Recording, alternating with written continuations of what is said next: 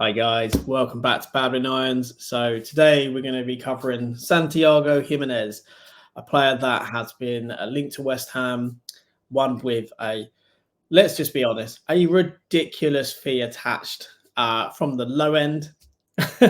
And it's a player that was very well spoken about by Sloth on Hammer's Chat. If you haven't seen it, please do go and watch it. It's great. Not that they need any promotion anyway, but go and watch it. Sloth, he's fantastic on it. Talks really well about Gimenez. And we're just going to do a bit on Gimenez on our own channel because it's our own channel. It's a player we're linked to, and it's a player that we both like. So we're just going to have a little bit of a chat on Gimenez.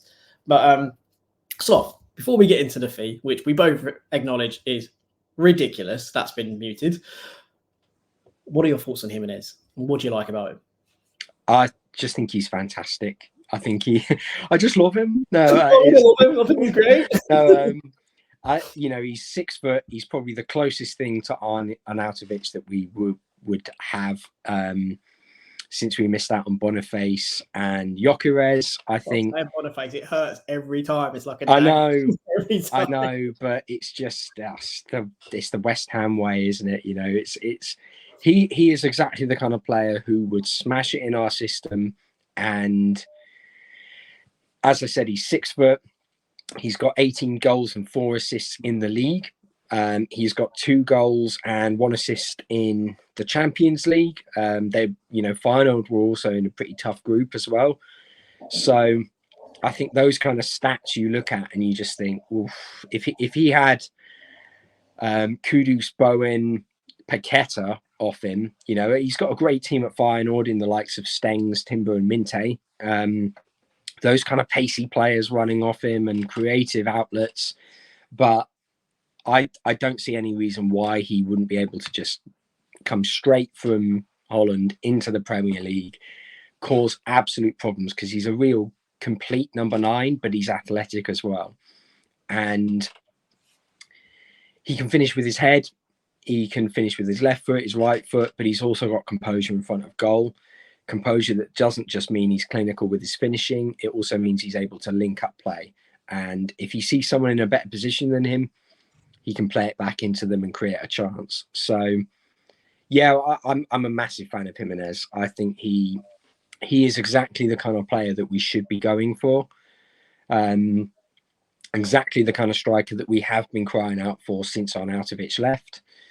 And yeah, I can't really speak highly enough about him. Yeah, no, there's a wealth of reasons why to go for Gimenez, and I think what's interesting is that there's been a bit of a renaissance of players coming out of the Dutch league. It's been a league that's probably been much maligned, arguably rightly so, over the last probably decade, actually, in terms of players that have come out. There's not necessarily been in the last decade players that have come out of the Eredivisie that have really kind of taken the world by storm. Obviously, there have been exceptions and there have been some very good players, but compared to how it used to be, especially in the 80s and early 90s, it hasn't been in the noughties as such, producing as many high volume kind of talents as it used to. And obviously players from other countries as well also gone to the Dutch league and done well.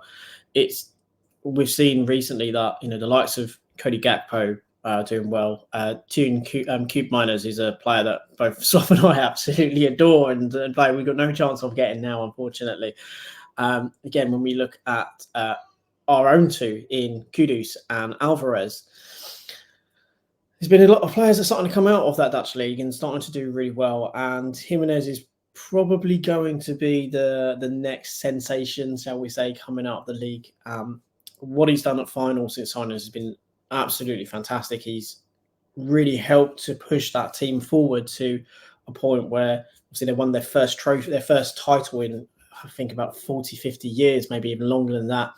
This year they're competing with PSV at the top of the table. PSV obviously are unbeaten so far in the Eredivisie, which is a great feat to be 16 games in without a single defeat.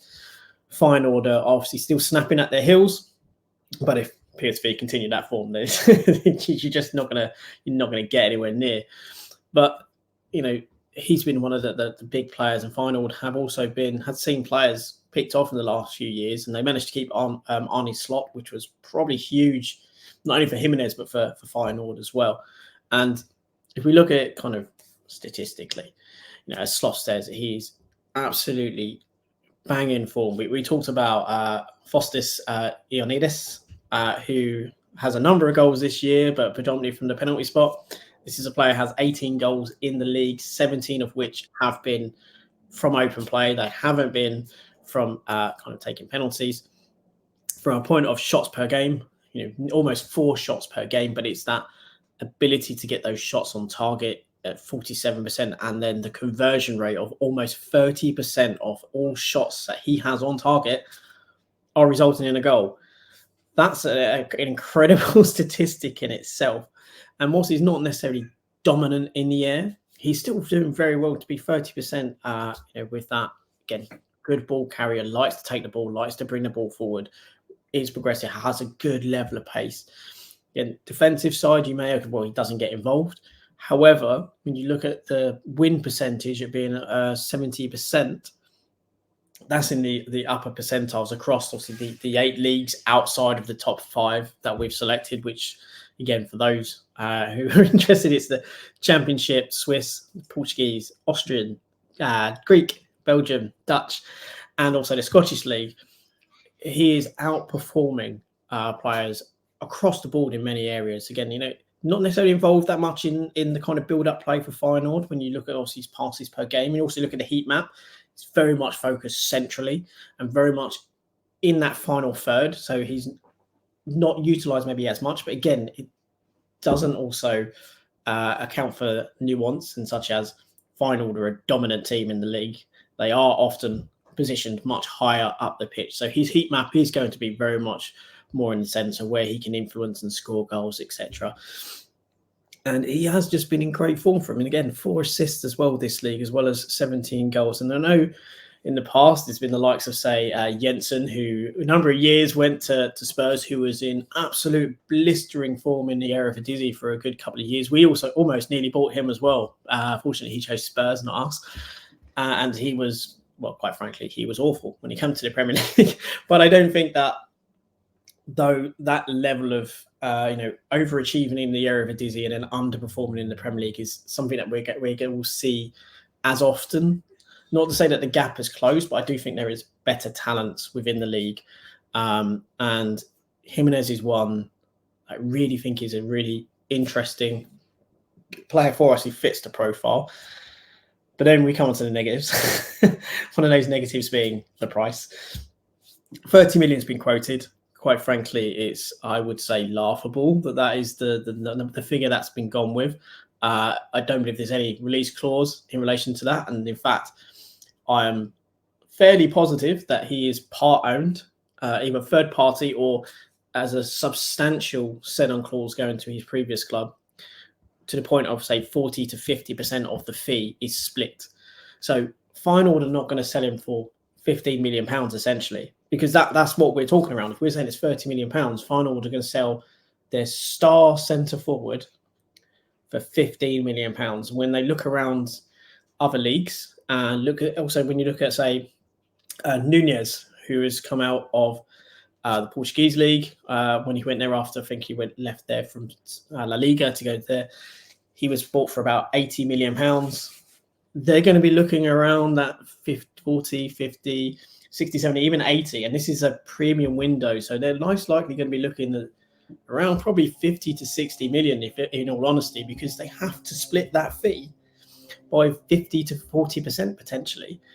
And you're not going to sell a player of Gimenez's quality for £15 million because you're not going to get a like for like or even find quality near that for the same price, which is why I think it's a nonsense number that has just been randomly plucked out of the air because it seems like a fair fee, which arguably it is. However, it's not a fair fee if you are in Feyenoord's position of having to forfeit a huge chunk of that to a third party or even his previous team. Yeah, no, I completely agree. And you look at the money that he'll be bringing in Feyenoord in terms of European football, advertising revenue, all that kind of thing. It's massive for them. So I mean, it's kind of like if I was just interested in buying a Ferrari 250 GTO and going, "Oh, I've got 300 quid in the bank. Here you go." Like it's just not happening. And there's it's one of my real frustrations with with a lot of reportings, especially sort of transfer reporting, is when it's just guff like this, where it's a £30 million, and you think somebody has made up that number without even watching the player. There's that, you know, I might have interest in buying a £30 million house, but if I don't have the money for it, or I'm not willing to stump up that figure, or, you know, I've only got £30 million, I'm interested in a mega penthouse, it's not going to happen. There is no reason that you should even have the link. So it is quite £30 million valuation, if it was true, would be something that you would put on in the summer. Whereas now, in a premium window, when you're mid-season fighting for a title, you're not going to sell your star centre forward for 30 million, unless you are significantly cash strapped, which I don't believe Feyenoord are. The problem is as well that you look at what they could potentially do in the summer, and yeah, you wouldn't sell him while you're in a title race, but also you're definitely not going to sell him for £30 million. If you're going to sell him, you're going to sell him for huge money. And you look at the strikers who could be on the move this year. I mentioned it in the Hammers Chat video, but you look at Osimhen at Napoli, and Napoli are having a terrible season. If any player is going to attract the interest of these top clubs for mega money, it's going to be him, because he is a complete centre forward and he's been doing it for a number of years in European football. So if he's going to have, you know, a 50 or 60 million pound bid going in for a striker, it's going to be towards someone like that. If you know, Rafael Leao is someone that is going to be on the move, look to fit into some of these sides who want a big athletic goal scorer, not necessarily an out-and-out striker, but, you know, if someone's looking to put someone into a side, they're going to look towards that kind of player. And for the big money, they're going to be looking at someone who's a bit more proven, a bit more of a name, because that's, you know, that's unfortunately how these teams work. But I just don't see how this number's come up. I don't see why on earth it's been run. We may be interested, but again, it's just like me saying I'm interested in a Ferrari 250 GTO. Then it's the realms of that happening are second to none. If we manage to get to the summer and we have a budget for a striker that, you know, can be bent here or there by selling players, then yeah, we could maybe make it work. I think Agent Alvarez would be a huge part of that happening. Obviously, him and Gimenez have a fantastic relationship from the Mexican national team. They know each other quite well. You know, they were in Holland together at overlapping points, and I think when you look at that, it could attract him over, especially if you're thinking that he's going to come into West Ham and he's likely going to be the main man up top. Yeah, but it's just, at this point, I don't think it's going to happen. It's definitely not going to happen for the money mentioned. And unless we were to somehow move money around, sell Aguerd and get in a centre back for cheap or something like that, I just don't see it happening. No, I agree. It's it's a shame. It's a great one to be linked to. It's not like when we were linked to, say, Terem Moffi last year. That was a player that was attainable in terms of the fee because of he was coming from Lorient, who, again, French league finances are not great across that league, and it's a player that, again, was also had the ability to be available. Whereas Gimenez, he's not strictly available. Whereas they would sell if a fee came in that they thought was agreeable, but you know, what club wouldn't do that? The price point, again, is just not feasible in this time and season unless you're bringing forward the budget from the summer to kind of attack the remainder of this year to maybe secure fifth spot that could potentially result in a Champions League place in the Premier League. It doesn't necessarily make sense from that financial side because it just doesn't. It's not right. The figures being muted are by no means realistic. And whilst it's a player that would be brilliant, in our opinion, to join West Ham because of he has all of those elements that we sometimes kind of talked down, such as being industrious and combative, because they're often used as a foil to describe a player that maybe isn't as good technically as others, or workhorse, another example of a word that's often used to kind of not belittle, but to kind of pigeonhole these players and to kind of focus less on their technical aspects. Gimenez is very good technically, fantastic left foot. Again, he's got a very good right foot to the point of you would potentially be a bit kind of bemused sometimes to consider that he's actually left-footed.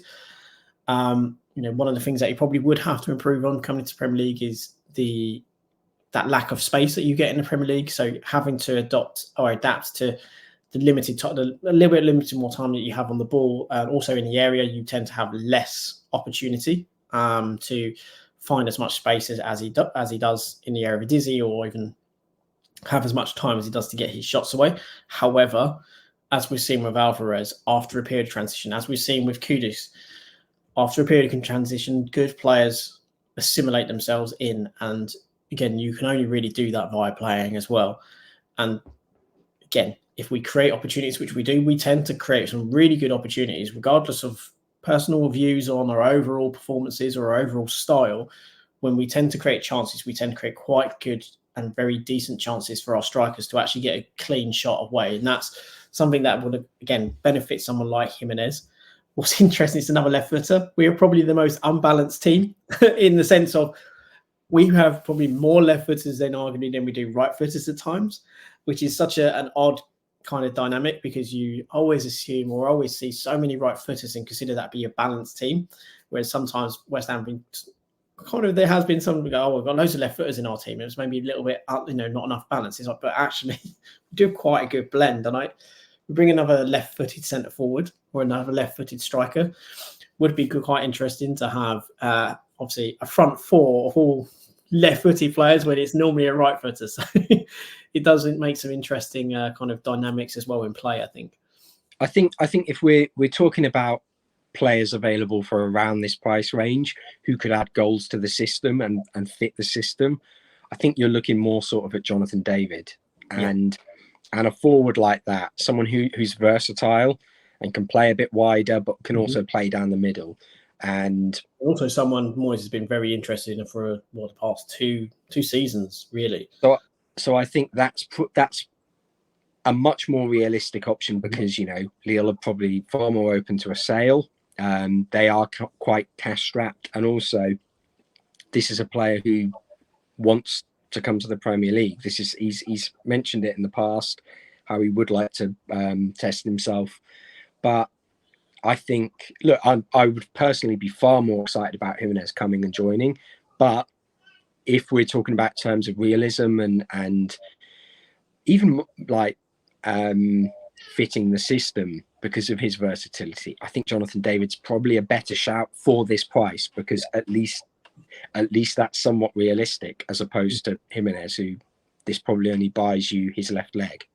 Yeah, I completely agree. I think Jonathan David, if we are to look at a striker, I think it's a far more sensible one. I personally feel that as maybe as a striker that we're working on that is not been released, that with the likes of Gimenez, etc., are out there. I would think if we are working on a striker that isn't known yet, I think Jonathan David would be one of those. And obviously his bad start to the season on his level for David would maybe kind of help give that option. I think Lille do also need to sell to bring in players. So, as much as we would love Gimenez, doesn't feel right at this time. Again, in the summer, it's probably a very difficult deal to get through. And if we are to probably name someone, I think, we're in agreement that Jonathan David is probably the player that fits the most now, because of his ability to play either wing position, to even play behind a centre forward, to play up front on his own, and to drift between that front three is probably a more suited dynamic than Gimenez, as much as it maybe hurts us to admit to say. But yeah, give us your thoughts, guys. Do you think Gimenez is the player we'll go for? Do you think the fee talked about is realistic in any way, shape, or form? We obviously say no, but it'd be interesting to get your thoughts on that. And do you feel that maybe someone like Jonathan David is actually a better fit for the here and now for West Ham, especially at that price point of maybe a 30 to probably 40 million pounds it would take to bring him in? So yeah, let us know your comments, guys. As always, thank you for watching. Really appreciate it. Please do like if you do like. Please do subscribe if you haven't subscribed before. Please do share. All of those things. And again, as I say, really appreciate you guys watching. Let's hope we see some movement over the next few days and see some players coming in. Centre forward and left wingers, probably the two positions I would say are the most pressing for us and would be great to see. Then we can concentrate maybe on the centre back and the centre midfielder to add that depth and quality that we need overall to really push on for that final stretch of the season. But yeah, Sloth, any last thoughts before we go? It's just nice to be linked, isn't it? It's nice to be linked to some exciting players who actually fit the system. That's what I'm going to say. Yeah, I completely agree.